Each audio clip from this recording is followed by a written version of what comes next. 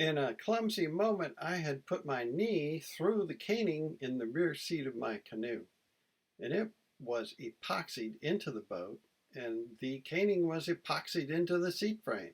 So it wasn't going to be easy to remove and replace with more caning. So I decided to use webbing. First step was to use a chisel to take out the old spline and cut the caning away. The chisel got things pretty flat.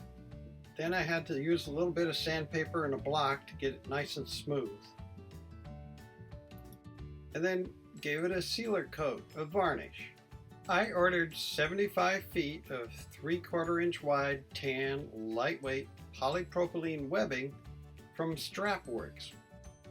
And then on a nice sunny day, I got all my tools ready and out on the front yard and got to work.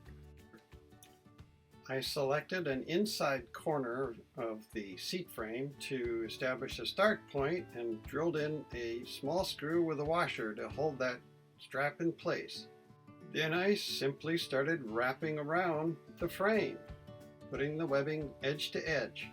When I got to the front right corner, I did a wrap around the outside corner of that frame and started going underneath over to the opposite corner.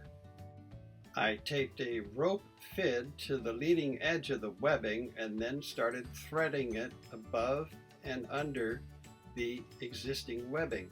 Each time I made a pass across the seat, I would pull it really tight and then clamp it so it wouldn't loosen up. It also pushed the webbing to the right and tight against the previous passes. For each pass, I would have to pull all of the webbing through to the other side. And as you can see, I purchased far more than I needed, about 24 feet to be exact. The fore and aft webbing got tighter and tighter as more of the crosswise webbing was added.